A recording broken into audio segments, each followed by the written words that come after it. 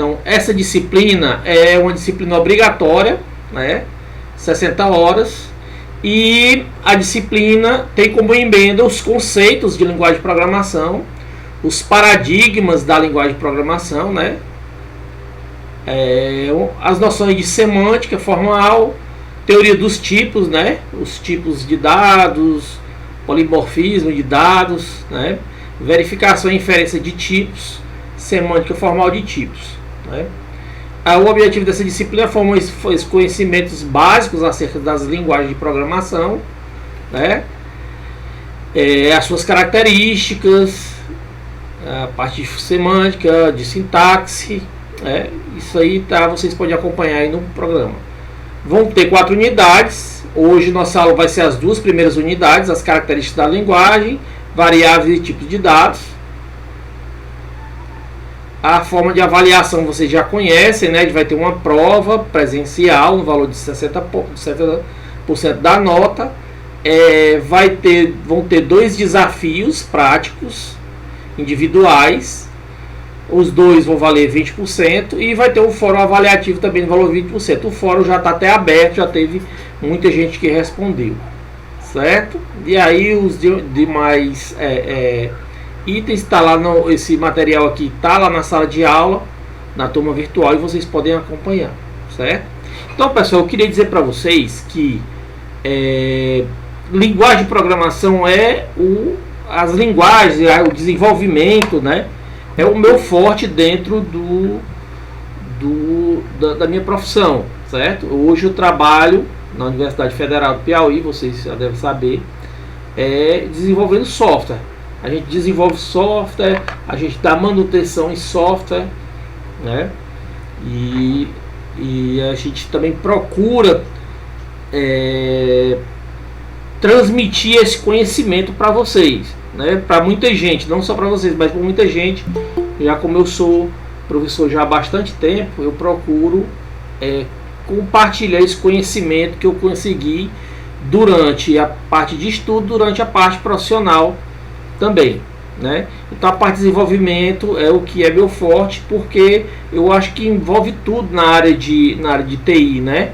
A gente, quem desenvolve, tem que entender da parte de linguagem, da parte de engenharia de software, da parte de banco de dados, tem que entender um pouco de DevOps, entender um pouco de redes, entender um pouco de tudo, né?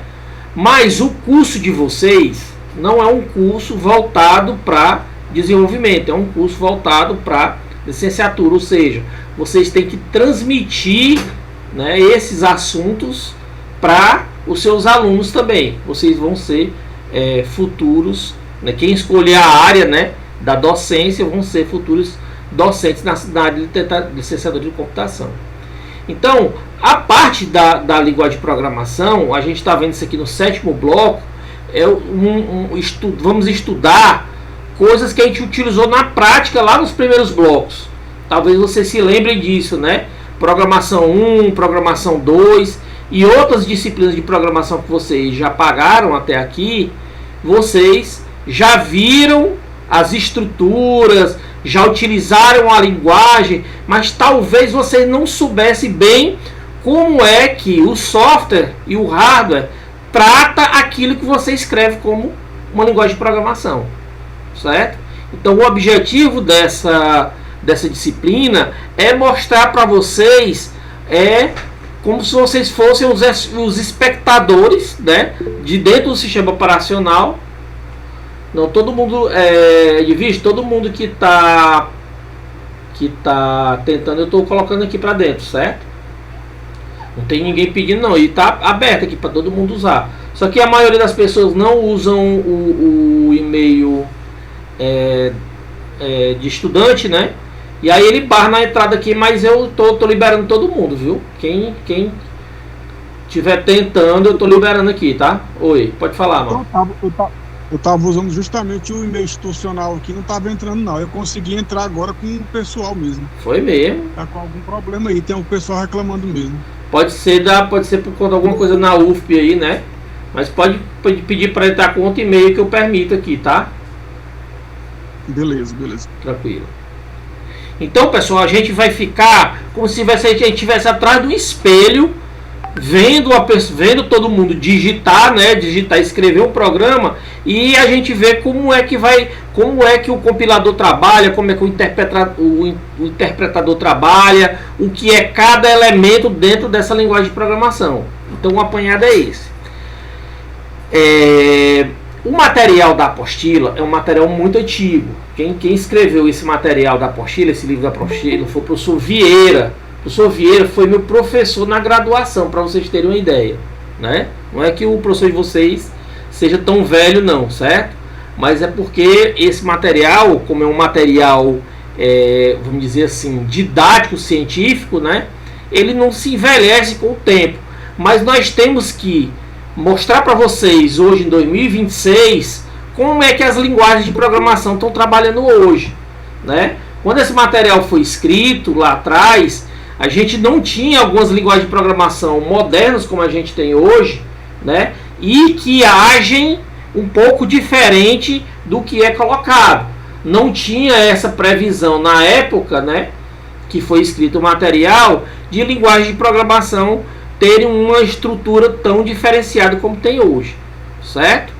Então, dando essa primeira introdução aqui, a gente vai seguir com o material e falar exatamente disso aí, da gênese, né, de como foi criado isso aqui lá atrás, né, de como essas linguagens de programação eram criadas, estruturadas lá atrás, e como é que houve essa evolução. A gente sempre vai estar procurando fazer um paralelo entre as linguagens de programação tradicionais e as linguagens de programação já mais modernas, né? Por quê? Porque quando isso aqui foi criado, internet era uma coisa assim muito distante, certo? IA era coisa que era totalmente teórica, né? Robótica também era uma coisa teórica. Então, muito do que foi criado lá atrás, quanto à linguagem de programação, mudou durante o tempo, certo? Quero que vocês tenham bem essa consciência.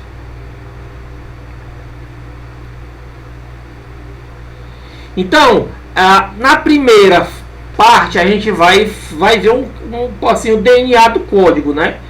Então, sempre procurar estar unindo, como eu falei para vocês nessa introdução,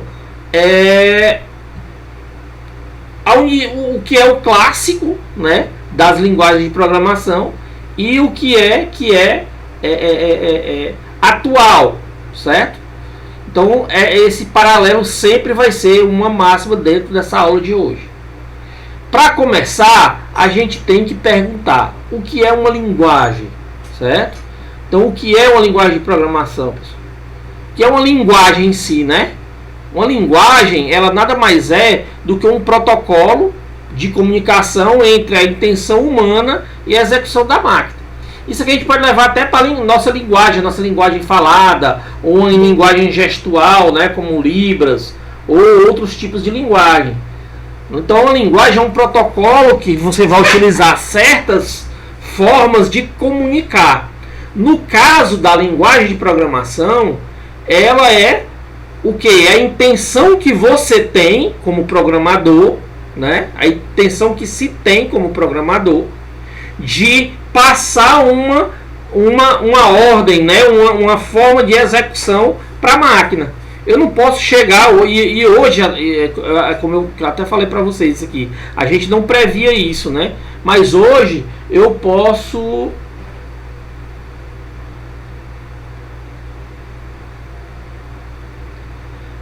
o Joel está falando da apostila. A apostila é antiga, mas é boa. Eu não disse que era ruim não, viu, Joel?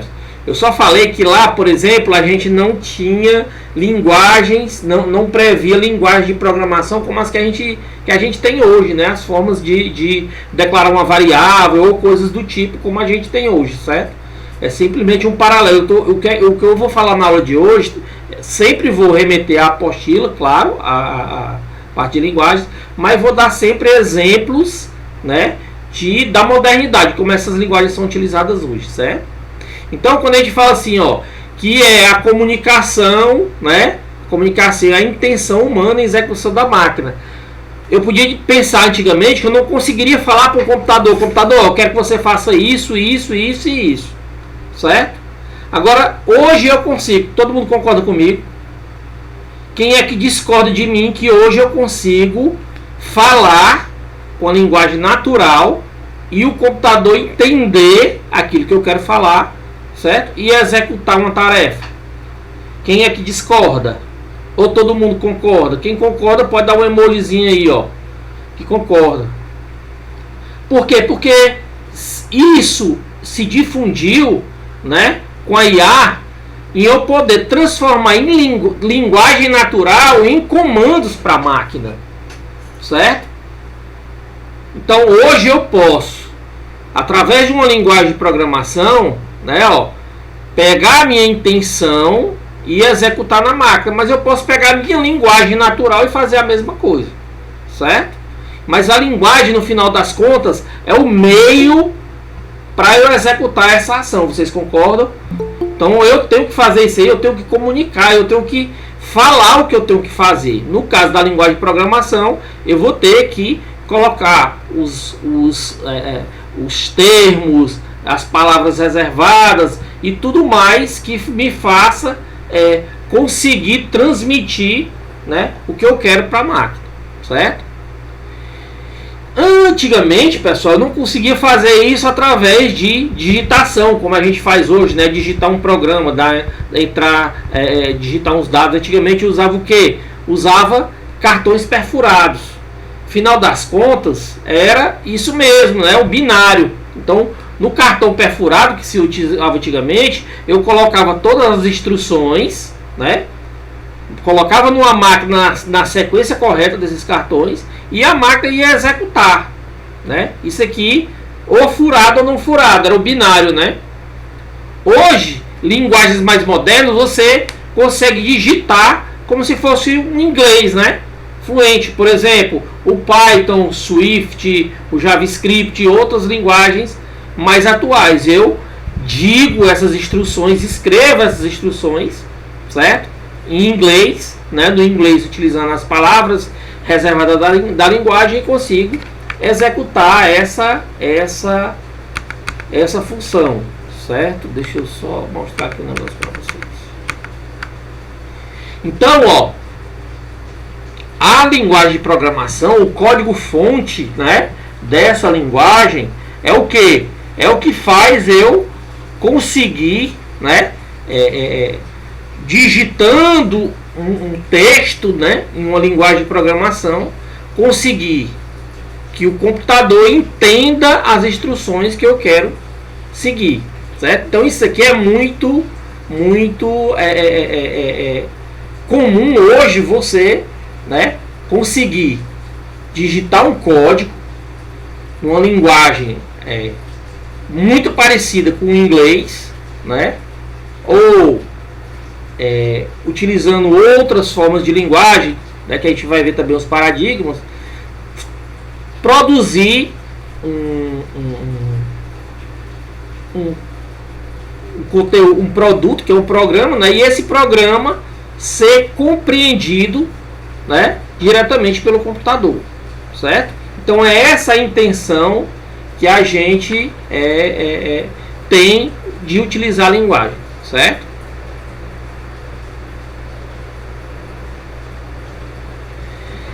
Só que essa linguagem, para a gente conseguir esse feito, né, de produzir um código-fonte que o computador entender, ela tem que ter algumas características, né? Ela tem que ser fácil de ser lida, certo? Então eu digito aquele código-fonte, eu consigo ler aquele código-fonte sem muitos problemas, né? Ela tem que ser fácil de ser escrita. Aí o pessoal pergunta, professor, e por que as linguagens de programação são feitas em inglês? Pessoal, antigamente, lá muito tempo atrás, isso aqui era uma máxima, né? Mas hoje, depois que o mundo se modernizou mais, né, muitos programas, e principalmente assim, quando são mais locais, eles são escritos até em outras linguagens. Por exemplo, lá na China, os programas são feitos em mandarim. Vocês sabiam disso? O menino levantou a mão aí, quem foi que levantou a mão? Já baixou. Fala, pode falar. É o Gino. Fala, Gino. De que polo você é? De que polo você é? Bom Jesus, né? Eu Fala. ia perguntar sobre essa máxima. Pode falar. Porque a máxima ela vem do desenvolvimento inteligente, né? Naquela época, né, sabemos que o ser humano é uma máquina que hoje nós estamos falando sobre essas virtualidades graças às descobertas, né? Mas essa máxima, quem foi o pai dela? Vou colocar no mudo aqui. Então, não é que exista um pai, né? Para tudo depois assim, dessa corrida gigantesca por descobertas, né? Um dia eu estava vendo um vídeo que um cara falando que hoje em dia dificilmente se descobre algo novo.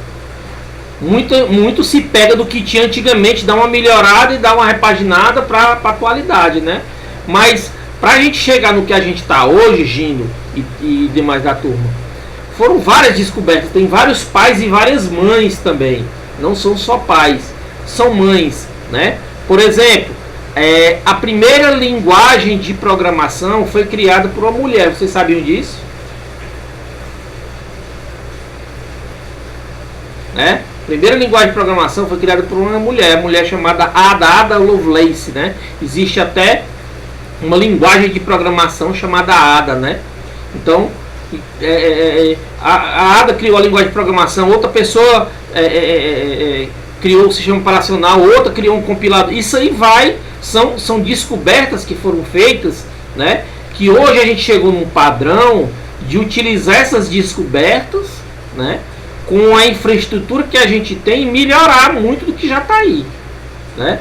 Então, as linguagens de programação antigamente, quando eu aprendi a programar, era tudo textual, não tinha nada gráfico. Como é que eu poderia imaginar, quando eu comecei a desenvolver meus primeiros programas, que a gente ia ter uma aula, uma webconferência, onde ia estar todo mundo aí na sua casa, no seu celular, curtindo uma chuvinha de boa, né? E o professor aqui na casa dele também, ministrando uma aula pela internet, utilizando um slide, tudo com movimentação. Não dava para se imaginar isso aí quando as linguagens de programação foram feitas, né? Vocês concordam comigo? Então isso aqui é um galgar de degraus que a gente vai indo, vai se impressionando, mas o tempo vai correndo, certo? Mas para isso acontecer, eu tenho que ter as linguagens de programação por trás. Por trás do que a gente está conversando aqui, tem linguagem de programação, tem um programa funcionando, certo?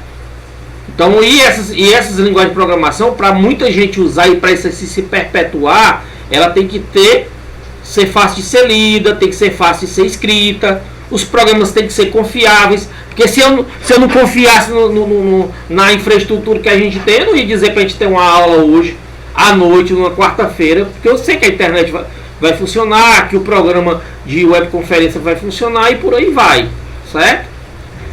Outra coisa que a linguagem de programação tem que ter é que existem linguagens de programação específica para cada aplicação. Por exemplo, pessoal, robótica, se exige robótica, internet das coisas, se exige que a linguagem de programação use poucos recursos, tenha códigos curtos, né? Que ela haja mais diretamente lá no hardware. Então se usa o que? O C, se usa o Python. Então eu tenho uma linguagem de programação para jogos, tem que ser uma linguagem de programação que mexa mais com visual, esse tipo de coisa, C++, C Sharp. Então cada linguagem de programação tem uma especificidade. Outra coisa é que ela tem que ser portátil, né? A linguagem de programação ela tem que funcionar hoje em dia no celular, tem que funcionar no computador, tem que funcionar no carro, tem que funcionar no foguete, tem que funcionar em qualquer coisa, tem que ser portátil, certo? Eu tenho que poder, né, aprender, ensinar as linguagens de programação, né? Eu tenho que poder reutilizar código. Já pensou, todo programa novo que utilizar um componente, eu tenho que criar aquele componente do zero, certo? E também, depois de tudo isso, eu tenho que ter uma linguagem que seja de fácil manutenção.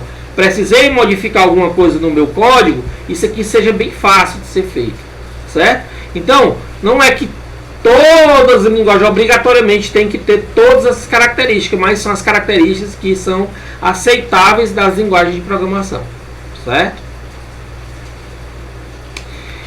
E nesses tipos de linguagem, pessoal, a gente tem uma escala de abstração. O que é abstração, né? É mais ou menos onde a gente sabe que aquela linguagem de programação vai atuar. Por exemplo, as linguagens de baixo nível, né? Quando a gente fala baixo nível, pessoal, não é porque elas sejam ruins, não. É porque elas vão agir muito perto do hardware, né? Vão ser linguagens que vão estar lá funcionando lá dentro de um processador, lá dentro de um chip, certo? Então essas linguagens de baixo nível, que a gente chama, elas vão estar mais próximas da máquina, do hardware. São elas, Assembly, o C, né? Que são muito utilizadas isso aí. Ela tem controle do hardware, tem muita performance. Só que também, pessoal, imagine aí você programar para um robô funcionar. Alguém já fez isso aqui na sala? Alguém já fez a programação com Arduino, ou utilizando para mover um robô, alguma coisa? Né? A Edvise e o Mauro disseram que deram um legalzinho, não sei se eles estão gostando ou se eles já fizeram, né? Então eu posso dizer isso aqui com propriedade, porque meu mestrado foi na área de IoT, na internet das coisas. Então eu tive que, a Edvise vai já falar aqui a experiência dela. Eu tive que fazer programação para componentes, né? A Edvise também está falando que foi o básico, né? Eu tive que fazer, o Mauro também disse que fez. Então eu tive que fazer a programação para acompanhar sensor, por exemplo, certo? Para rodar no ESP32, né? Que tem muito pouca memória. Então a complexidade para você desenvolver um código aqui é muito grande, certo? Então à medida que isso aqui é inversamente proporcional, né? Pronto, a Edvise disse que fez o Arduino Uno. Fala aí, Edvise, como foi? Fale aí, escreva mais não, fale. Qual foi a sua experiência aí? Pode falar, Edvise, tá com o microfone, dá pra falar ou não? Oi, tá me escutando? Tá, pode falar, fale. Com Arduino eu já mexi, mas tem um tempo já, acho que foi em 2023 por aí. Só que foi no meu colégio, onde eu fiz o curso técnico. Aí tinha uns meninos que mexiam com robótica. Certo. E eu comecei a mexer também, só que foi coisa mais básica. Aprendi a acender, apagar um LED. E o mais avançado, né, entre aspas, que eu fiz foi um joguinho da memória, aquele que você tem que decorar a sequência de cores. Me diz uma coisa, fora isso aí, tu já fez alguma coisa de uma linguagem de programação mais comum assim, não? Só projeto em Java. Em Java, e aí o que é que tu acha a diferença do Java lá para aquele Czinho mais que você faz no Arduino? Eu achei o Arduino mais fácil porque basicamente você só tem que aprender a usar os componentes.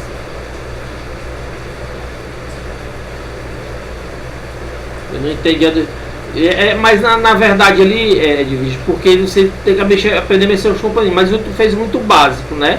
Tu fez acender um LED e desligar. Então tu mandou um comando para ele acender, para desligar. Digamos que tu precisasse andar com um robô, imagine aí vocês todos, né? Colocar um robô para andar, né? Com o movimento dos braços, nas pernas, né? E que ele se encontrasse algum obstáculo, ele tem que desviar ou passar por cima. Imaginem aí que cada parte do robô vai ter um motorzinho para controlar essas articulações, né? Vai ter que ter essa noção de ir para frente, para trás, né? Vai ter que ter, então isso aí você só fez ligar e desligar um LED. Imagine um código que você tivesse que acompanhar todos esses, entendeu? Esses sensores, né? Para mexer para um lado, para virar para a esquerda, para a direita. Aí ia ter que a questão do acelerômetro para você saber se o robô está em pé, se está deitado. Então, quanto mais próximo do hardware você mexe, mais complexa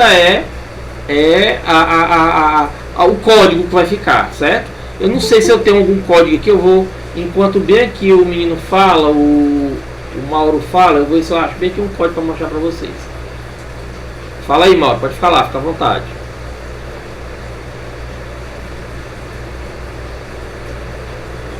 Boa noite, professor.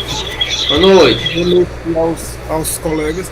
Eu também participei, eu fiz um projetozinho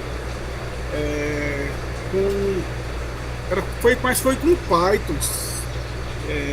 E aí nós tínhamos, eu fiz, por exemplo, aqueles carros, né, que tinham os sensores, microfone. Aqueles projetinhos mais simples de semáforo. Sei, entendi.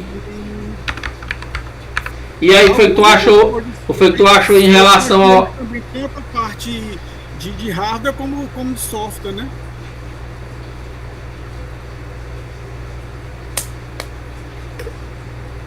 Cadê a coisa? Estão me ouvindo aí, vocês estão? Alô? Tá ouvindo, você pode falar. Deixa eu ver bem aqui se eu acho. Bem aqui, eu tenho Pode falar, viu? Pode falar. Para aprofundar um pouco mais aí sobre esse... A gente fez sobre uma pesquisa sobre a aeronave, né? A gente sabe que as buscas são bem precisas e tal. Tipo assim, a gente tem aeronave desde a década de 60, né? E uma tecnologia, assim, hiper mega avançada, né? Voa por instrumentos. Hoje o piloto, ele senta, acomoda e manda o instrumento. O avião só vai pedir para ele usar o flap, que é o freio, e o comando parar, né? Mas ele até buzina na hora que vai parar e tudo, né? Aí, assim, quando o senhor fala sobre programação, como que lá naquela época, né? Como que o pessoal já tinha esse desenvolvimento, né? Como que hoje aperfeiçoamento, né? A gente sabe que, né, tem várias tecnologias, mas assim, pensando lá atrás, talvez eu nem era nascido, o senhor também nem era nascido, nem o seu professor estava se formando, né? Ele disciplinou. E como que existia isso? É a questão da pessoa ser visionária mesmo, sabe? Eu vejo muito nesse sentido.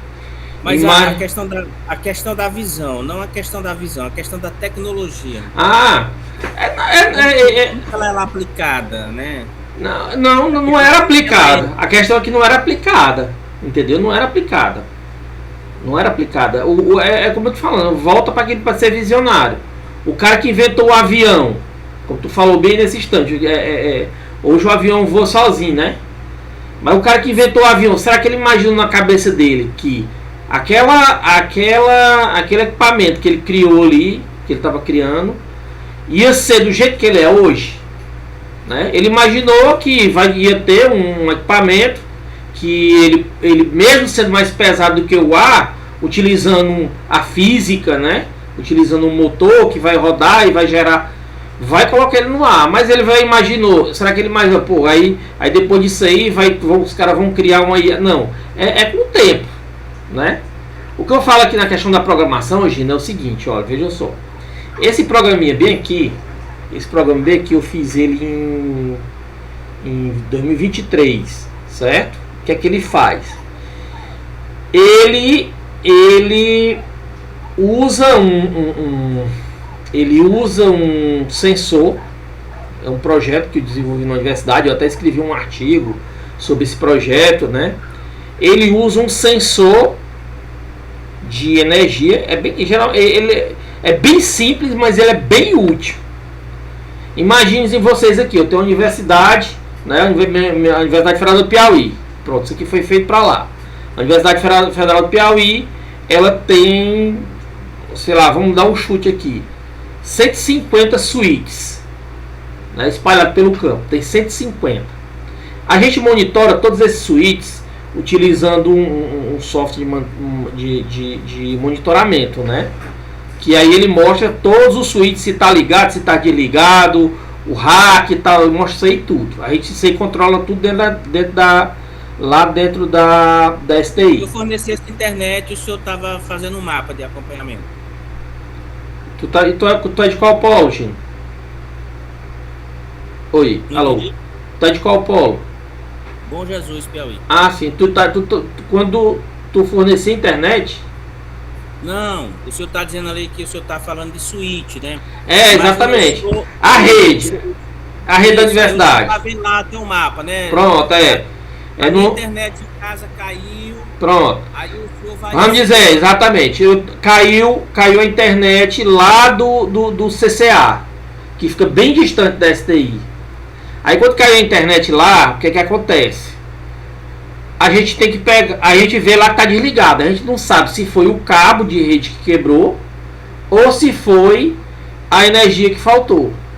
A gente tem que pegar, deslocar uma pessoa, certo?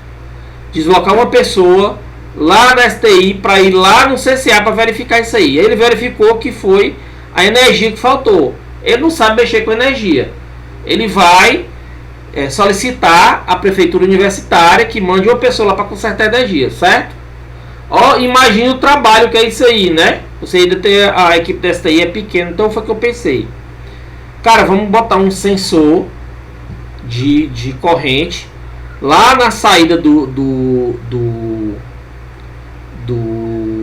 Mas quando o senhor fala assim, o senhor fala do monitoramento. Esse monitoramento, vamos dizer hoje que a gente hoje equipe ele com diversas modalidades, né? Desligamento automático, falha de rede elétrica, o equipamento pode ter queimado, a fonte, né? Ó, presta atenção. Veja só. Deixa eu ver se eu tenho uma imagem bem aqui de como é lá na UFP. Eu acho que eu tenho esse monitoramento. Deixa eu ver aqui.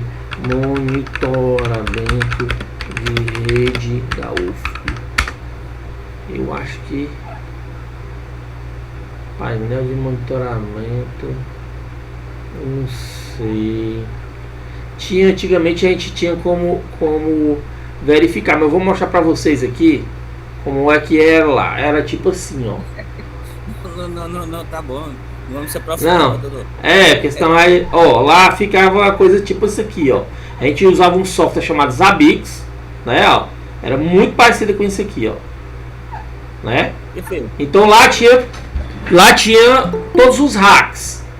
Aí o hack pegava e esse hack pegava e saía do ar, certo? O hack saía do ar, não dá pra gente saber através dos Zabbix. Com ele com bateria com energia secundária. Não, preste atenção, escuta a história, depois tu dá a tua coisa. Preste atenção. Lá pelos Zabbix a gente não sabe dizer se o problema de ter caído aquele hack foi de energia ou se foi de rede. Não tinha como a gente saber. Não tem como você saber, simplesmente ele cai. Ele tá verde e fica vermelho. Então eu tive a ideia de monitorar para saber se realmente foi energia. Entendeu? Se foi energia, eu tinha como saber. Como foi que eu fiz? Coloquei um sensorzinho ligado lá na saída. Peguei um ESP32 desse. Liguei uma outra rede chamada LoRa, né? Que não é uma rede Wi-Fi comum, é uma rede, uma frequência diferente. E a gente ficava monitorando. Então se, por exemplo, caísse... O nome da rede que o senhor falou, não entendi? LoRa. LoRa? LoRa. LoRa, tá aqui bem que o nomezinho aqui, ó. LoRa One, né, ó. Então ela não precisa da internet para funcionar, certo? Então, aí se faltasse energia lá, ele pegar e mandar o aviso para mim, ó, realmente faltou energia. A gente já não precisava deslocar uma pessoa para lá. Já mandava esse aviso diretamente lá para a prefeitura universitária e a prefeitura universitária se virava para resolver, entendeu?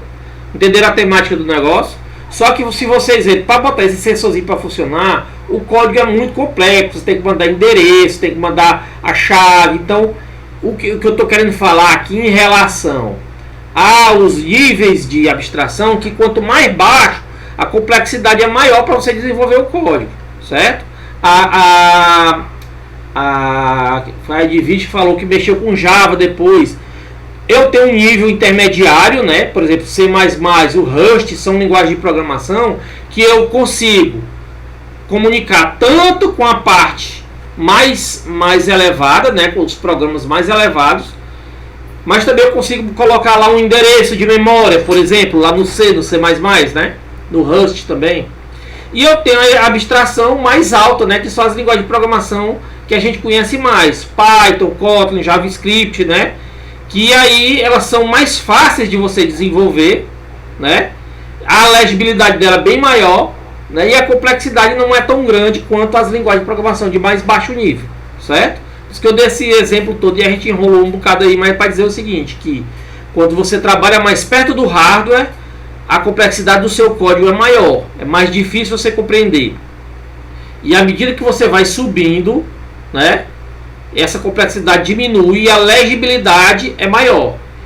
E com isso, a evolução das linguagens, ela constrói essas pontes, né, que são mais sofisticadas entre o pensamento humano e a execução mecânica. Então, hoje é mais fácil você pensar num código para uma página, para um software, do que você pensar num código para fazer isso aí que eu acabei de falar para vocês. Controlar um sensor, por exemplo. Vocês compreenderam, pessoal? Quem compreendeu aí, dá um joinha aí para a gente saber. Certo?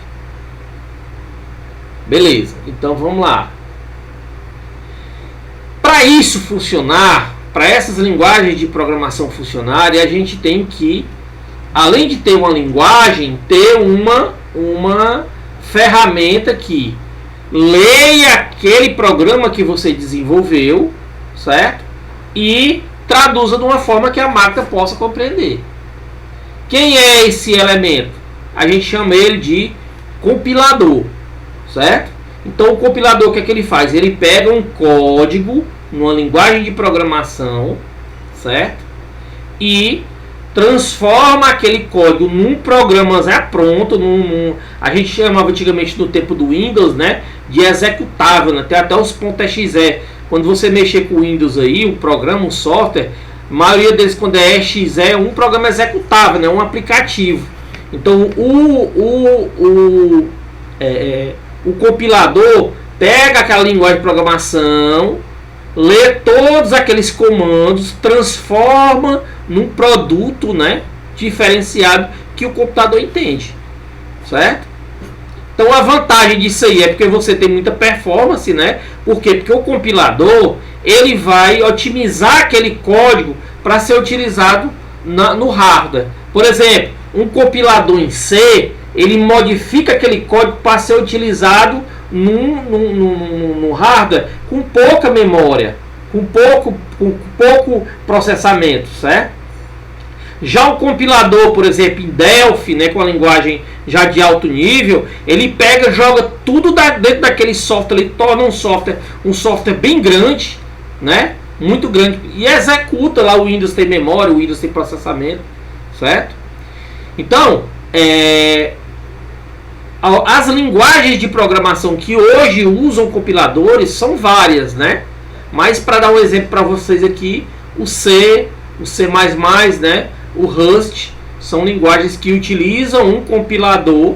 Então você escreve um programa, o compilador lê aquele programa, transforma num outro produto, né? Um executável, né? E aí o computador vai pegar aquele programa e executar realmente, certo? E nós também temos os interpretadores, né? O que é um interpretador? O interpretador é um programa que ele vai fazer o quê? Ele vai ler linha por linha do programa que você fez, certo? Ele vai ler linha por linha e executar cada linha dessas em tempo real. A diferença para o compilador já vem direto, né? Ele não transforma o código que você escreve. Ele vai lendo linha por linha e executando cada linha dessas, certo? Então o resultado, ele não gera um executável fixo, ele não gera um produto fixo, né? Ele precisa que esse interpretador esteja instalado na máquina que vai ser executado. Aí você, nesse momento aqui, você levanta a mão assim e pergunta: professor, aí como é que eu abro um site que tem um software feito em Python e o Python está instalado no meu computador? Na verdade não, pessoal. Na verdade, o interpretador Python está instalado lá no servidor web que está gerindo esse site para você. Ele não está executando na sua máquina, Vocês conseguem entender isso aí, pessoal? Vocês conseguem abrir a cabeça para ter essa abstração? Então, quando eu abro aqui um site que ele executa, ele não está executando no local da minha máquina. Ele executa lá no servidor web que está hospedado isso aqui. E para mim, ele vai mandando só os resultados, né? Eu solicito uma coisa, ele manda para lá, executa e para mim ele manda o resultado. Certo? É assim que funciona essa questão do interpretador. E qual é a vantagem disso aí? Flexibilidade, né? Facilidade para o teste. Então é mais flexível você ter. Não precisa, porque o programa, quando você abre um programa, um executável, ele abre ele todo dia, ele executa ele todo de uma vez, não quer saber não. Se ele precisar de 10 GB de memória, ele vai abrir os 10 GB e fica lá aberto. O interpretador não, né? O interpretador ele vai executando à medida que cada parte daquele software é solicitado, né? Por isso, pessoal, que essas linguagens web, elas facilitaram muito para você rodar isso aí no computador, no notebook, no tablet, no celular. Porque os equipamentos onde você executa isso aí não precisa ter tanta memória. Por quê? Porque você abre ali e ele vai fazendo isso aí por demanda, né? À medida que você vai solicitando, ele vai executando, certo? Então esses interpretadores são utilizados aí largamente nessas linguagens web, né? Por exemplo, no Python, no JavaScript, no PHP, certo? Pronto, aí o Rodolfo já fez o spoiler aí do negócio, né? Ele já se antecipou e falou que o Java é diferente, certo? O Java é diferente. O Java ele tem um tradutor híbrido, né? Ele não gera um executável. Ele não gera um executável, certo? Mas ele gera um programinha pequenininho lá, né? Que a gente chama de bytecode, né? No caso do Java é um arquivozinho com extensão jar, J-A-R, né? Então o Java ele pega, aqui o Java, né? O Java aqui, que é o híbrido, né? Que é que ele faz, ó? Ele gera uma extensãozinha que a gente chama de jar, ó, J-A-R. Quando você vê lá assim, app.jar, né? Você sabe que esse jar que ele está fazendo aqui, né? Que ele criou aqui, é um software em bytecode. Aí o que é que ele faz? Esse aplicativo aqui .jar, ele tem que rodar dentro de uma, a gente chama de máquina virtual, né? Muita gente chama de VM, né? Virtual Machine, né? Que é do Java. Aí sim, aí essa Virtual Machine do Java recebe esse código aqui, ó, .jar, ó, tá lá dentro e executa. Só que isso aqui, essa máquina virtual, ela tem que estar instalada lá dentro do Windows, né, ó, lá dentro do computador. Se for uma máquina Windows, ela é para Windows. Se for uma máquina com Linux, aí não, ela já tem que ser para Linux, certo? Então por isso é que o Java também é muito versátil nisso aí. Essa máquina virtual é um programinha pequenininho que você instala, né? Para ele exatamente pegar esses arquivos em jar. Você pode gerar o arquivo em jar tanto no Windows como no Linux, como no Mac, em qualquer um. Mas quando você joga ele dentro da máquina virtual, ele vai funcionar, certo? Todo mundo entendeu isso aqui, pessoal? Essa questão do compilador, interpretador e o tradutor híbrido. O compilador gera um executável, o interpretador vai ler linha por linha, e o híbrido ele gera um bytecode, e o bytecode é executado por uma máquina virtual lá dentro da...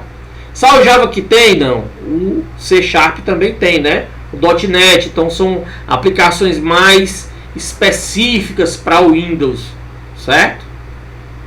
Beleza? Vamos para ir para a próxima. E aí chega na parte da programação que você tem que saber, quando você escreve o seu programa, né? se quando você manda para um desses elementos que a gente viu, né, o interpretador, o compilador ou um tradutor híbrido, se aquele código seu vai estar correto, né? Se ele vai estar correto tanto semântica quanto sintaxicamente. Então vamos saber o que é sintaxe e o que é semântica. A sintaxe é como na nossa gramática, pessoal. Nossa gramática, a gente tem que escrever tudo, ó.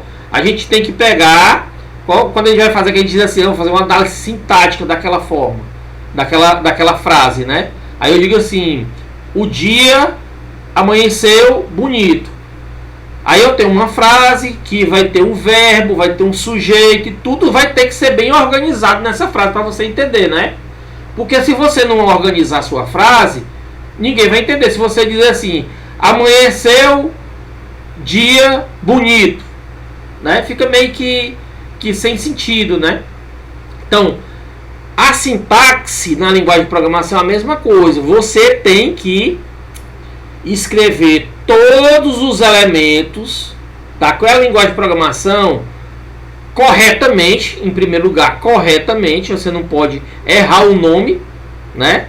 E nem pode errar o lugar dele. Então, por exemplo, se eu escrever um comando em uma linguagem de programação que exija ponto e vírgula no final de cada linha, se eu esquecer o ponto e vírgula, o compilador vai lá dizer, ó, você deu um erro de sintaxe.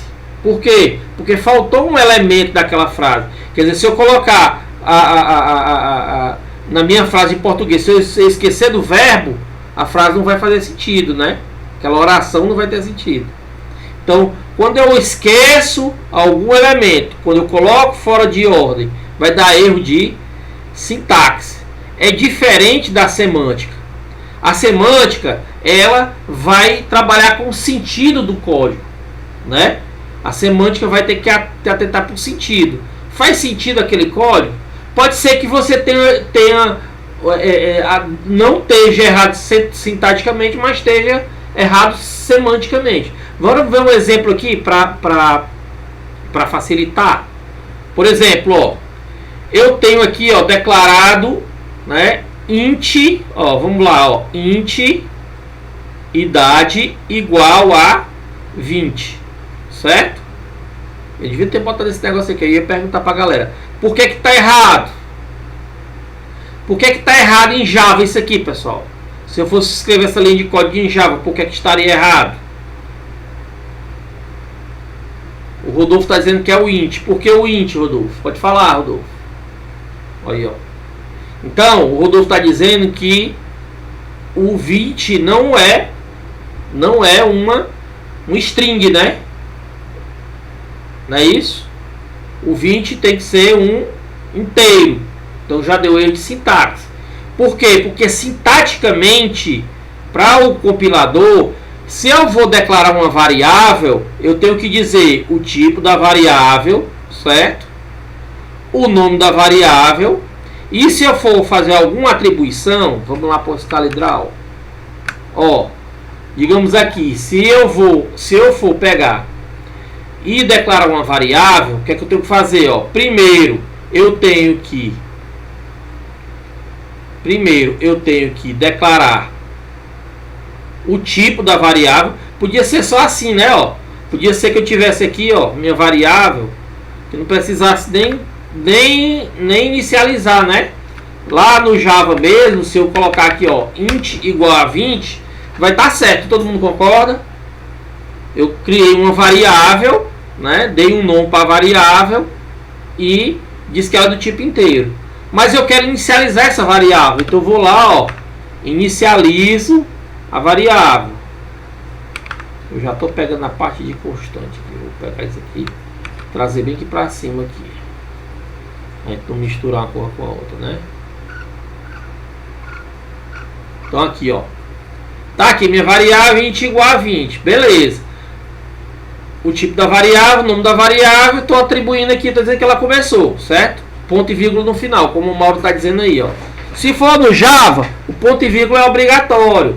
Mas se for Em outras linguagens de programação, você não precisa nem colocar que é do tipo inteiro e nem colocar um ponto e vírgula. Sintaticamente vai estar certo, certo? Agora, se eu disser assim, não, é no Java mesmo. Aí então no Java, se eu colocar dessa forma,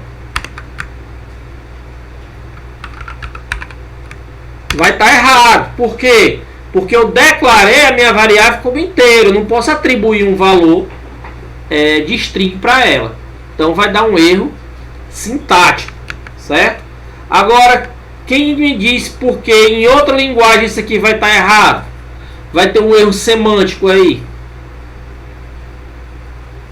Quem é que fala aí? Pode falar mesmo. Para se escrever não.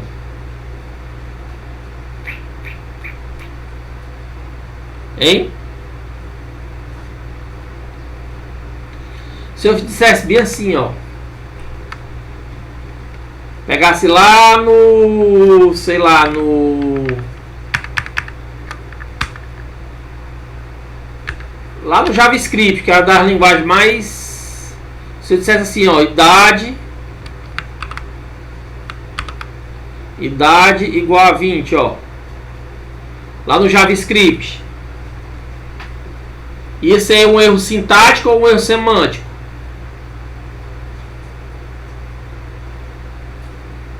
Mesma coisa, pessoal. Se eu estou usando uma variável idade e eu for usar ela dentro do sistema, eu espero que ela tenha um número.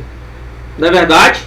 Eu espero que ela tenha um número. Porque se eu for pegar assim, a idade, sei lá, idade, se eu dissesse assim, calcular um imposto, né? Ó, se eu dissesse assim, lá embaixo, lá no código, ó, imposto é igual a idade, né? Vezes 0,20 de 20%, né, ó. Se eu fosse calcular esse imposto aí, ó, imposto é igual a idade vezes 20. A idade aqui é um string, né? Não ia dar certo, vocês concordam?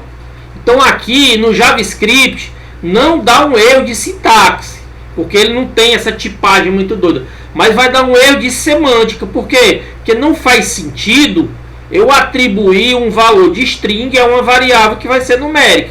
Porque em algum momento lá do código eu posso utilizar essa variável numa operação. Certo? Todo mundo entendeu a diferença? Sintaxe e semântica, né?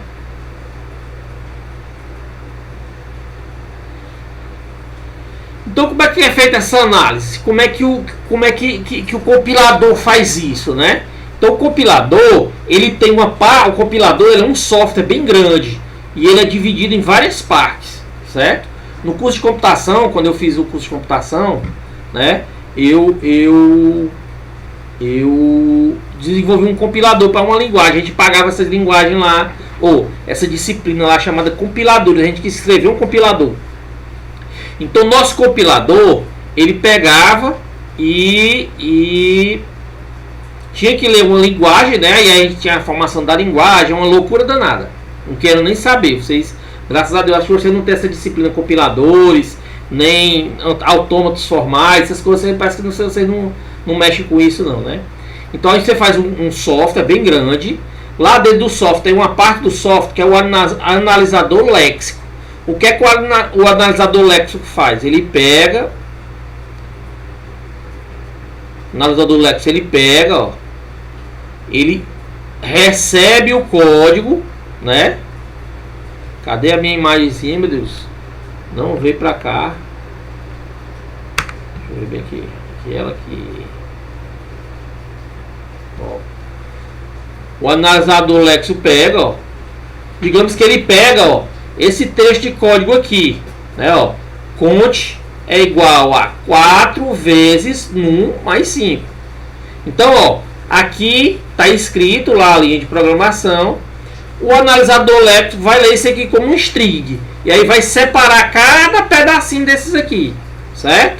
Então ele pega, ó, transforma tudo, né, ó, cortando em pedaços. Então ele pega cada partezinha dessa aqui, ó, e transforma num lexema. O que é o lexema? São as palavras que estão no string, né, de cada linha do código. ele pega e separa tudo direitinho, ó, o que é o conte, o que é igual, o que é o 4. E ele, baseado na linguagem de programação que ele foi feito para analisar, ele vai dizer o que é, ó. Cada lexema desse aqui vai virar um token, né, ó. O conte é um token, o sinal de igualdade aqui é um sinal de igualdade, o 4 é um literal inteiro, né? Aí ele vai pegar lá, ó, o sinal de multiplicação, depois o num, depois o mais, depois o ponto e vírgula. Ele pega isso aí tudo e identifica. Depois que ele identifica, ele vai formar, dentro da linguagem de programação que ele foi feito, ele vai formar se cada frase dessa, se cada linha dessa está corretamente, né, de maneira sintática, formado de maneira sintática corretamente, certo? Então ele pegou, leu o string, separou os lexemas, identificou todos os tokens. Depois disso, o que é que ele vai fazer? Ele vai usar o analisador sintático, que é outra parte lá do meu compilador, e verificar se os lexemas estão de acordo com a linguagem das regras da linguagem de programação. Então, o analisador sintático, o analisador léxico do C, ele vai ler e comparar se isso aqui está correto na linguagem C. O analisador léxico lá do Pascal vai ver se isso aqui está de acordo com o Pascal. Se eu pegasse e escrevesse isso aqui, ó, esse código, e mandasse o compilador C ler isso aqui, ele ia dar erro de sintaxe. Vocês concordam? Concordam? Por que ele ia dar um erro de sintaxe? E qual o erro de sintaxe que ele ia dar aí? Quem sabe me dizer? Fala no 0,00001 da prova. Qual é o erro de sintaxe, pessoal, que ele ia dar aí? Tá na cara. Ninguém sabe, eu vou dizer. Ele ia dizer o seguinte, ó, que essas variáveis e essa variável que não foram declaradas, tá vendo? Justamente. Ele ia dizer, ó, um erro de declaração de variável. Aí vocês teriam que declarar essa variável, e essa variável tinha que ser do tipo que? Vai ser ter um tipo numérico, né? Ou inteiro, ou float, porque se você declarasse ela como string, ele ia dar outro erro. Erro de quê? Erro de conversão, né? Ele ia dizer, ó, não dá para converter esse tipo string num tipo inteiro que você colocou, certo? Então o certo é que ele vai fazer o quê? Toda a linha de código que é escrita nas linguagens de programação, ela tem um analisador léxico que vai ler cada linha, separar os lexemas, identificar esses lexemas dentro da linguagem de programação, e aí joga para o analisador sintático fazer o quê? Verificar se isso aqui está escrito sintaticamente da forma que a linguagem de programação exige, certo? Beleza? Bom, então, aí foi o módulo 1, né? Vamos para o módulo 2, que é a parte dos paradigmas. Quem quer botar a mão aqui? Joabson, fala, Joabson. Bueno, Amor! aqui é do abre do povo de fome.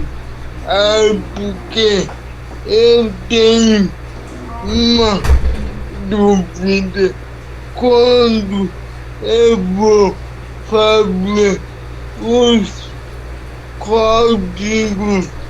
Eu, na hora de fazer o programa, aí eu tenho uma dificuldade como é tudo em inglês. Eu tenho dificuldade em entender os comandos. Aí eu quero saber se teria algum programa que dava falta de falam português. Português. Entendi, meu amigo. Jobs, isso aí é uma coisa que todo mundo sonha. Assim, ter uma linguagem de programação nacional, tudo em português, tudo bonitinho, de uma forma que você pudesse fazer, né, digitar o código, mas infelizmente não existe isso, certo? Assim, existe assim em termos de linguagem de programação para o aprendizado, né, para lhe ensinar a programar, que o pessoal chama às vezes de português estruturado ou Portugal, mas para funcionar efetivamente uma linguagem de programação, né, para rodar um código, para ser realmente comercial, não existe hoje que eu conheça uma linguagem de programação em português não, tá?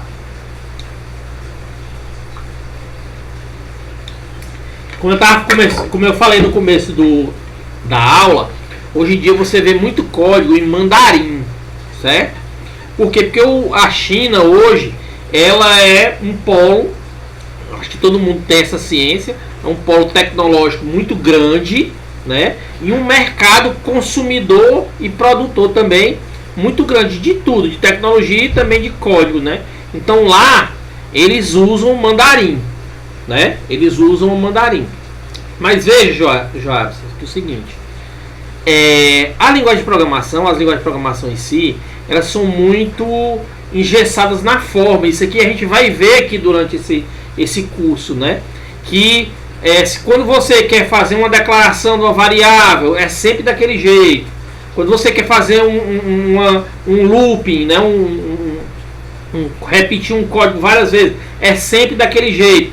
Então só você vai ter que aprender não o inglês como um todo. Você vai ter que aprender quais são as palavras reservadas daquela linguagem, certo? E eu lhe digo que hoje, né? Oi, não entendi isso aí que tu falou por último agora. Oi, alô. Fala, Jadson. Então eu vou terminar, certo?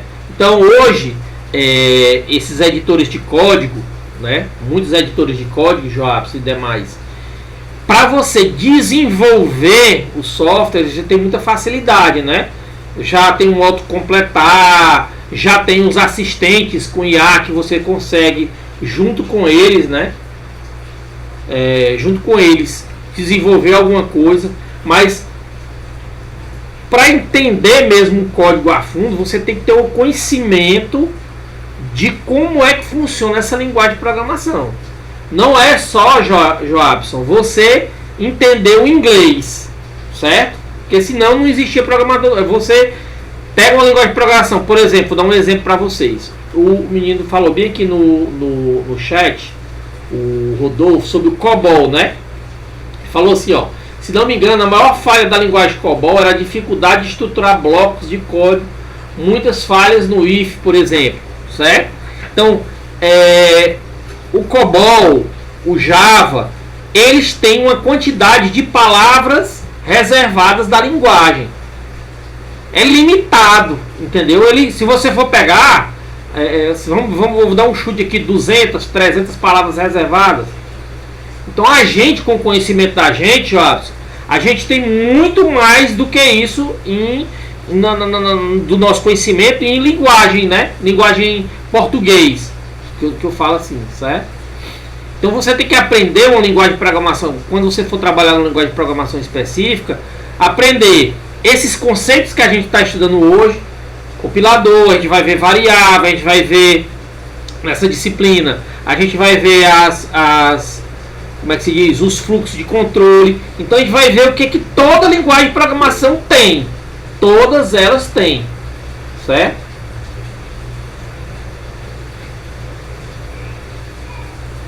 Não, Jobs, eu sei. Eu já te conheço. Já desde a primeira disciplina. Não se incomode com isso, não. Eu entendi tudo que você falou. Eu não entendi só porque tu deu uma palavrinha depois assim. Mas tudo que você falou eu entendi, né? E o que eu estou tentando te passar é exatamente isso, né? Que não precisa você aprender inglês para você aprender a programar. É bom você saber inglês, porque às vezes, como você mesmo falou, né? Dá um erro, alguma coisa assim, mas hoje em dia você pode usar um tradutor, né? Usa um tradutor. Agora você tem que saber o seguinte: se é aquele erro que você traduziu, se você sabe consertar. E só você vai saber consertar aquele erro se você entender como é que funciona a linguagem de programação. Entendeu? Você pode... Olha, por exemplo, né? Eu vou dar um exemplo para vocês aqui, eu acho que talvez mate até o assunto. Tem gente que fala inglês fluente e não sabe programar. Vocês estão entendendo? Tem gente que sabe, tem muito americano, tem muita gente que conhece, sabe o inglês, mas não sabe programar. Não é obrigatório você saber inglês para saber programar, mas você tem que saber a estrutura dos programas, como é que tudo funciona, para você saber colocar no código aquilo que você quer fazer, que o computador faça para você, e se der algum problema, algum erro, ou se precisa melhorar, você saiba mudar também, tá bom? Eu espero ter respondido aí a sua pergunta, né? Então eu vou dar uma lida aqui no chat, ó, o Marcos falou o seguinte, ó, que praticamente a maioria dos programadores que eu conheço não sabe inglês, eles aprendem para trabalhar fora. Aí é outro sentido, né? Se você quer trabalhar fora, quer desenvolver para fora, você tem que aprender inglês, mas não por conta dos programas. Para você conversar com a equipe, saber da equipe o que é que você precisa fazer na hora da reunião, mas programar em si não é essa necessidade, tá? Bom, e aí a gente vai falar sobre os paradigmas, né? O que é um paradigma, né? Paradigma é a forma de pensar, é a forma de organizar a solução do problema, certo? Isso é um paradigma.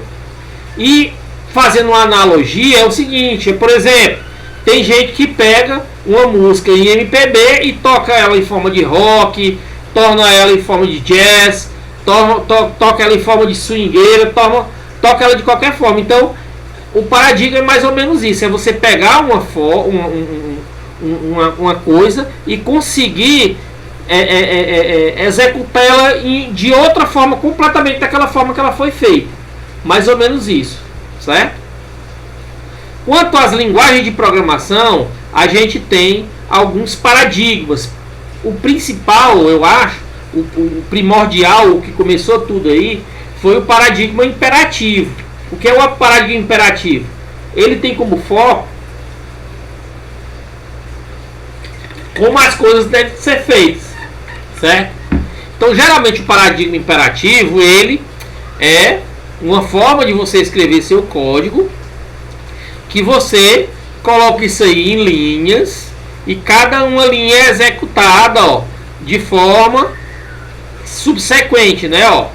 Então, eu escrevi um programa, meu programa tem 10 linhas, meu softwarezinho, meu código tem 10 linhas, e essas linhas vão ser lidas e executadas, ó, sequencialmente. Geralmente, quando no paradigma imperativo, você vai fazer isso em forma sequencial. Por exemplo, eu quero entrar na minha casa. O que eu vou fazer? Primeira coisa, eu vou abrir a porta, depois eu vou dar 2 passos, depois eu vou fechar a porta. Então eu vou dando essas instruções de forma sequencial e isso aí vai sendo executado. Beleza, pessoal? Entenderam isso aqui? Esse é o paradigma imperativo.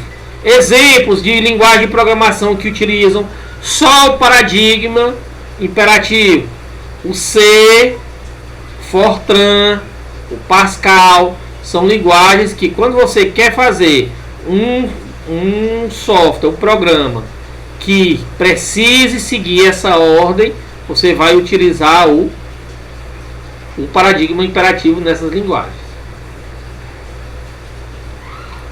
Outro paradigma que existe é o paradigma orientado a objetos, que é um pouco mais diferente, certo?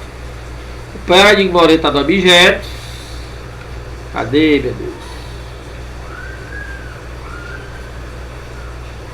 Tá aqui. O paradigma orientado a objetos, o que é que ele faz? Ele faz a abstração, ele cria objetos do mundo real dentro do nosso código. né? Ele faz essa abstração. Por exemplo, eu quero criar, representar no meu código um objeto carro, certo? Então, ó, o meu carro, o que é que eu tenho no carro? Primeiro, o que é que eu tenho que fazer? Eu tenho que elencar todas as características e todas as funcionalidades do meu carro. Então, por exemplo, ó, meu carro, ele vai ter uma cor, ele vai ter um modelo, certo? O que é que o meu carro vai fazer? Ele vai acelerar, ele vai frear, certo? Ele vai dobrar, ele vai... Eu tenho os outros, eu coloquei só alguns aqui, mas tem outros, né? Cor, modelo, ano, isso aí são as características. Agora as funcionalidades, o que é que ele faz, o que é que o meu carro faz? Ele acelera, ele freia, certo? Então, quando eu consigo representar objetos do mundo real dentro do meu código, eu preciso utilizar o paradigma de orientação a objetos. E esse paradigma é utilizado em linguagens orientadas a objetos. Por exemplo, Java, C Sharp, C++, Python e por aí vai. Ah, professor, mas eu consigo fazer um código que utilize só coisas sequenciais no Java. Beleza. É como você pegasse um avião para poder andar numa estrada. É a mesma coisa. Vocês entendem essa diferença? Vocês conseguem entender? Ah, professor, bem que no C++ eu consigo escrever um código, né? Eu consigo escrever um código que, mesmo sendo uma linguagem que usa orientação a objeto, eu faço um código no paradigma imperativo. Beleza, ótimo, que bom para você, parabéns, certo? Mas as linguagens com orientação a objetos são feitas, preparadas para você transformar o objeto do mundo real em abstrações de código, certo? Outro paradigma que eu tenho é o paradigma lógico, né? O paradigma lógico, o foco dele é descrever um problema em termos de fatos e regras lógicas, certo? Então aqui eu vou ter que ter uma resposta lógica, eu não vou ter uma resposta numérica nem nada, eu vou ter uma resposta lógica, certo? É uma base de conhecimentos, o computador tenta deduzir as respostas usando inferência lógica, que é muito utilizado na tal da IA, né, galera? A IA usa muito isso aqui, o paradigma lógico, né? Por exemplo, a linguagem é o Prolog. Então aqui, ó, tem os fatos: pai, João e Maria, pai, João e Pedro. Aí eu faço a regra de inferência, né, ó, e vou ter o meu resultado, certo? Aqui é o paradigma lógico. E para encerrar, eu acho que o mais complicado de se entender, mas também muito usual, é o paradigma funcional. O paradigma funcional é o paradigma que trabalha tudo em cima de função, certo? Ele transforma os dados sem mudar o estado original. Então, por exemplo, ó, um exemplozinho aqui, ó, eu tenho aqui essa função chamada soma de quadrados. O que é que ela faz? Ó, aqui é a declaração dela, ó, soma de quadrados, né? Ó, o que é que ela faz? Ela pegou aqui, recebe o inteiro, vai devolver o inteiro, né? Ó. Então, o que é que ela faz lá dentro? Ela pega, recebe o valor e eleva ao quadrado, certo? Veja que tudo que eu uso lá dentro é função, ó. Eu não uso nada que não seja função. Por isso que a gente chama de paradigma funcional. Talvez seja um dos mais difíceis de compreender, mas hoje é muito utilizado. Essa questão de você chamar, utilizar recursão e outras coisas desse tipo, né? Então são 4 paradigmas, 4 formas diferentes de você produzir o código de maneira bem característica de cada um, certo? Alguma dúvida, pessoal, a respeito dos paradigmas? Posso seguir? Ver se a gente vai até 9h30 aí, né? Para não estourar muito tempo de vocês. Para terminar a aula de hoje, a gente vai falar sobre memórias e variáveis, né? Então, o que é uma variável, pessoal? Né? O que é uma variável? Uma variável é como se eu tivesse lá, ó, eu tivesse lá na minha memória, né? Tá aqui a minha memóriazinha. Deixa eu pegar aqui, cadê a memória? Tá aqui a minha minha memória lá dentro do computador. Todo mundo sabe que essas memóriazinhas, né, ó, são divididas em pedaços, né, em blocos, né? Então a minha memóriazinha tá aqui, eu tenho espaços, às vezes espaços iguais, às vezes um maior que o outro, né? Tá. Cada um desses aqui eu tenho um endereço, né? Endereço 01, né? 02. Aí, beleza. Eu quero armazenar aqui dentro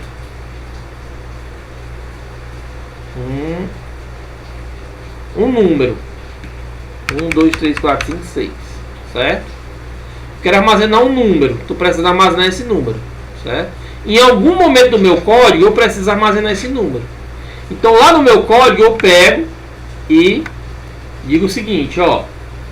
Eu preciso reservar lá na minha memória RAM um espaço para armazenar um número. Então o que é que eu tenho que fazer? Primeira coisa é dizer qual é o tipo. Por quê? Porque dependendo do tipo, eu vou selecionar um ou vários espaços desse aqui, certo? Para colocar o meu valor aqui dentro. E pode ser que meu espaço de memória seja pequeno aqui, ó, ao ponto de não caber o que eu quero armazenar. Então primeiro eu tenho que saber o que é que eu vou armazenar. Eu vou colocar o identificador, depois eu coloco o nome. Para que é o nome? Para dizer, ó, pessoal, esse aqui é a variável chamada, a gente colocou lá número, né? Número. Eu pego o número, digo, ó, o número é minha variável, né? E lá o computador, ele vai pegar e vai fazer o que? Ele vai associar, ó, o número àquele espaçozinho de memória lá, ó. Tá lá o número. E eu vou associar aquele espaço de memória. Tá lá, disponível. Eu já sei que é do tipo inteiro, então ó, já reservei o espaço de memória suficiente para ele. E eu só preciso fazer o que? Atribuir, né? Quando eu atribuir lá no meu código, ele vem, ó, fica lá guardadinho. Então isso é uma variável. É um espaço reservado na memória RAM, né? Ó. É uma caixa com a etiqueta que eu coloquei o nome e o conteúdo que é o valor, para simplificar, certo? Hoje, e esse app que eu queria falar disso aqui, hoje em dia, se você entender como é que funciona essa memória, essa questão do armazenamento, a questão do acesso mais rápido, né, vai diferenciar muito os especialistas na questão da performance, né? Então, se você entender como essas linguagens funcionam, a forma de armazenamento, como é que você faz a alocação, vai ser um diferencial bem interessante, tá? Bom, para você nomear essa variável, a gente tem algumas regras, né? Que são boas práticas que a gente chama, né? Então, a primeira regra de todos, eu até coloquei em dourado aqui para fazer essa alusão ao ouro, é que o nome da variável deve explicar o que é que a variável guarda. Então, se eu coloquei minha variável aqui chamada número, pessoal, é porque eu vou ter obrigatoriamente que armazenar um número dentro dela. Se eu pegar a variável número e armazenar um nome, já comecei errado. Certo? Antigamente eu tinha alguns padrões mais antigos dessa nomeação, por exemplo, padrão Hungarian Notation, né? Hungarian Notation ele faz isso aqui, ó. Quando ele vai identificar uma variável que seja um inteiro, ele coloca um izinho na frente. Por exemplo, se for um string, ele coloca um S na frente, certo? Por aí vai. Eu tenho outro padrão que é esse all caps aqui, ó, todas em maiúsculo, né, ó, certo? Usando o snake case, né? Eu já falei do snake case aqui embaixo. Tem esse outro que é com hífen, né? Que a gente chamava de kebab case, né? Ó, utilizando o hífen. E tinha esse outro aqui que é o mixed case, né? Que ele utilizava, que escrevia a variável uma letra maiúscula, maiúscula, minúscula, certo? Só que atualmente os padrões mais aceitáveis para essa nomenclatura de variáveis são esses três, né? O camel case, né? O camel case da ideia de camelo, né? Qual que é, parece as corcovas do camelo, ó. Então o camel case é a primeira parte do nome da variável é sempre minúsculo. Por exemplo, se for uma variável só com por exemplo, se for só preço, deixa eu trazer para cá que eu acho que é mais fácil eu mostrar para vocês aqui. Se for só preço, cadê minha coisa aqui? Ó. Camel case, por exemplo, se eu quisesse colocar uma variável só preço, só o preço, eu colocaria lá só preço. Vamos aí. Preço. Pessoal, variável não tem cedilha, variável não tem acento, variável não tem espaço, variável não vai começar com alguns tipos de símbolos. Aliás, não vai terminar, porque começar tem no PHP tem umas coisinhas diferentes aí, né? Mas isso aqui vai depender muito da linguagem. O certo é que você escreva o nome da variável em minúsculo, né? Se a variável tiver mais de um, por exemplo, preço de custo, preço unitário, né? São você duas palavras. O primeiro é minúsculo e o segundo maiúsculo. Aqui é o camel case, certo? Se fosse preço de venda, primeiro minúsculo e o segundo maiúsculo. Se for mais de um, aí todos os outros vão começar com maiúsculo. Preço de venda unitário, certo? Aqui é o camel case. Se fosse o snake case, bem simples, tudo em minúsculo, separado por sublinhado, né? Sustenido aqui, ó. Esse é o snake case. Snake dá ideia de cobra, né? Ó, o snake case, tá vendo? E o Pascal case é preço, tudo começando com maiúsculo, ó, preço do produto, certo? Vejam, pessoal, isso aqui é nomenclatura para variáveis. Isso aqui é obrigatório? Não é obrigatório. Você pode ter o seu? Pode ter o seu. Mas para que o pessoal usa essas boas práticas? Para qualquer um poder ler o seu código, né? Então é interessante que você siga esse padrão, né, de nomenclatura para as boas práticas, para todo mundo conseguir entender o seu código da manutenção, certo?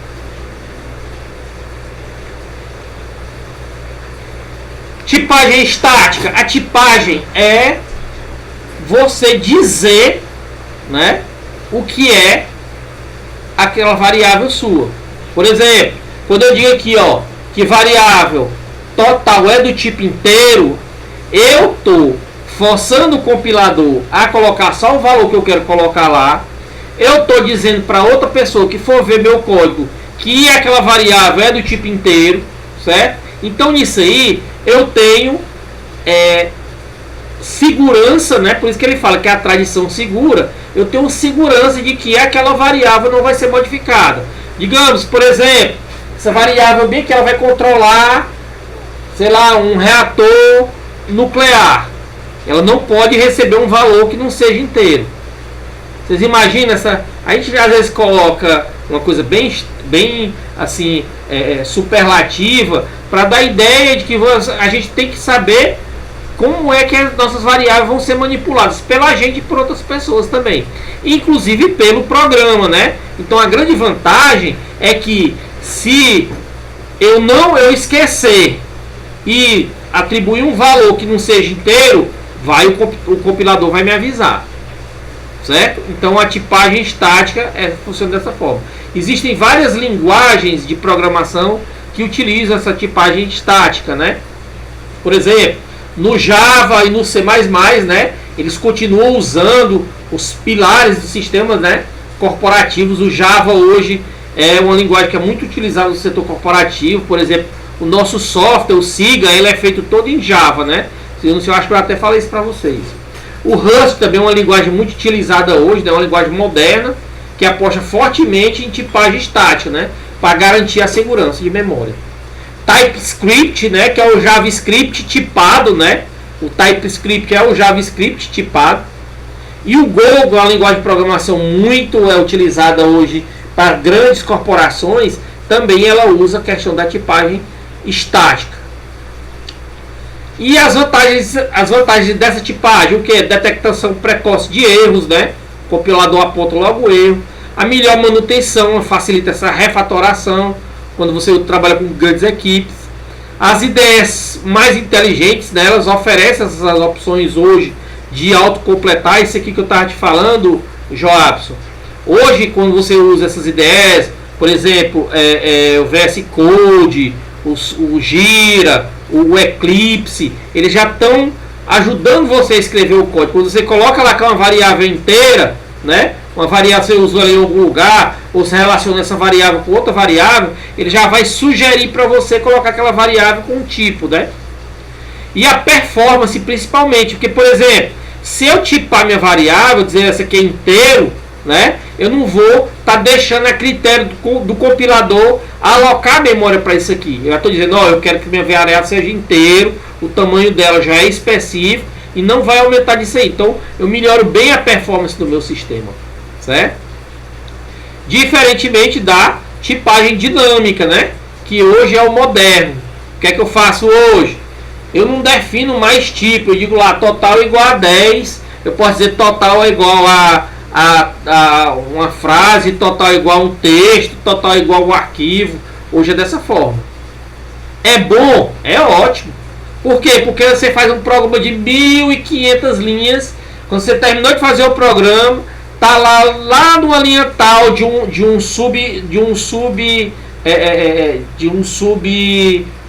uma subfunção, você esqueceu de colocar o tipo de um código, de uma variável. Você tem que voltar tudo, sair atrás. Então, né? Hoje é mais fácil, é mais prático você não precisar colocar tipos e utilizar a variável para um monte de coisa, né? Então o tipo é definido pelo valor que você coloca. Se eu disser que aqui total é igual a 10, é igual a 10. Mas hoje aqui no JavaScript e outra linguagem, eu posso pegar assim, e dizer total é igual a 10. E depois lá numa linha lá na frente, dizer que total é igual a verde. Sem problema nenhum. Total aqui é ser um número, né, inteiro. E depois que você colocar que total é igual a verde, ele vai ser um string, certo? Desde que você tenha consciência de que você está fazendo isso no código, né? Então a tendência moderna hoje, muitas linguagens buscam um meio termo, né? A interferência de tipo, você não precisa escrever o tipo, mas o compilador deduz. Então o compilador vai entender. Hoje se usa muito essa questão, por exemplo, do JavaScript, utilizar o let, né, para dizer o tipo daquela variável, né? E também eu tenho ferramentas híbridas, né, que tem uma linguagem que eles ganham esse suporte operacional, por exemplo, o Python, né, com o type de hints, o JavaScript com o TypeScript, né? Então eu tenho uma flexibilidade, mas eu tenho mais inteligência também nos meus compiladores, nos meus interpretadores, para ver que aquele código está sendo escrito daquela forma e aceitar que o programador, a partir daquele momento, quer que aquele X seja igual a alguma outra coisa, certo? Bom, eu acho que aqui, deixa eu dar uma olhadinha aqui. Sim.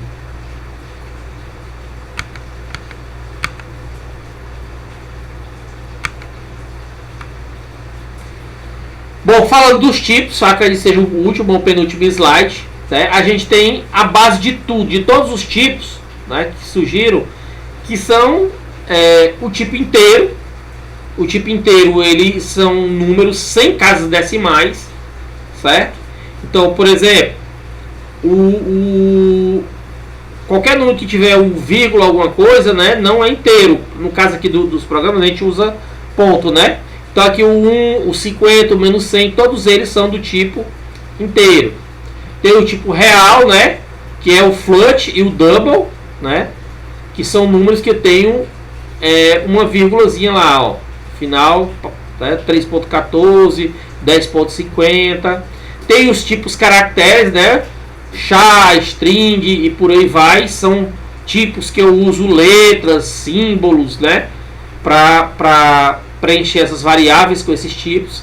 Tem também os tipos lógicos, variáveis que são apenas dois estados, né, verdadeiro ou falso, true e false, 0 ou 1. Então esses são as bases dos tipos das nossas variáveis, né? As variáveis vão ser basicamente... Ah, professor, mas tem o Big Int, tem o Big Test, isso aí são todos variações desses tipos. Esses aqui são os tipos primitivos. Isso aqui a gente vai aprender mais na frente utilizando esses tipos, com essas variáveis, já mais na parte de controle de fluxo e por aí vai. Certo, pessoal? A diferença da constante para a variável, o próprio nome já está dizendo, a variável é um elemento que vai mudar o valor durante a execução do programa, e a constante não. A constante é um contrato imutável. Então, quando você diz que uma constante recebe aquele valor, e aquele valor ele vai continuar fixo do começo até o final do programa. E por que se usa esse termo chamado constante, né? Por conta da segurança, né? Para impedir que você altere sem querer um dado crítico no meio do código.